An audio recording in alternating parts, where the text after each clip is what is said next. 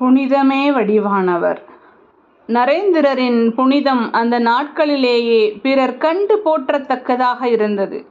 ஒருமுறை பிரபல நாடக ஆசிரியரான கிரீஷின் வில்வமங்கலர் என்ற நாடகம் நடைபெற்றது. கிரீஷ் நரேந்திரருக்கு அறிமுகமானவர்.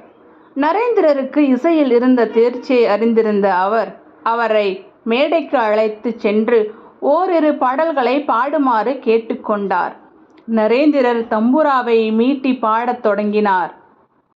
ஒப்பனை அறையிலிருந்த நடிகைகளுக்கு அந்த பாடல் கேட்டது.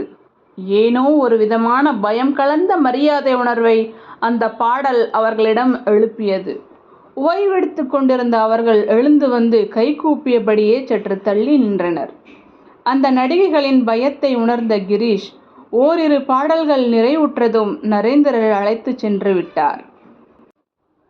மறுநாள் ஒரு நடிகை கிரீஷிடம் சென்று, அவரை பார்த்தால் பெரிய ஆன்மீக சாதகராக தோன்றுகிறது. எங்களை போன்ற பெண்கள் இருக்கின்ற இடத்திற்கு அவரை அழைத்து வரலாமா? அவரை கண்டு எங்கள் மனத்தில் ஏதாவது தீய எண்ணம் தோன்றுமானால் எங்களுக்கு கதி உண்டா? இந்த உலகம்தான் எங்களுக்கு இல்லை என்றாகிவிட்டது. மறு உலகமும் இல்லாமல் போக வேண்டுமா என்று கேட்டு கடிந்து கொண்டனர். அனைவரின் மனத்திலும் புனிதத்தை எழுப்புகின்ற புனிதராக அந்த இளமையிலேயே திகழ்ந்தார் நரேந்திரர்.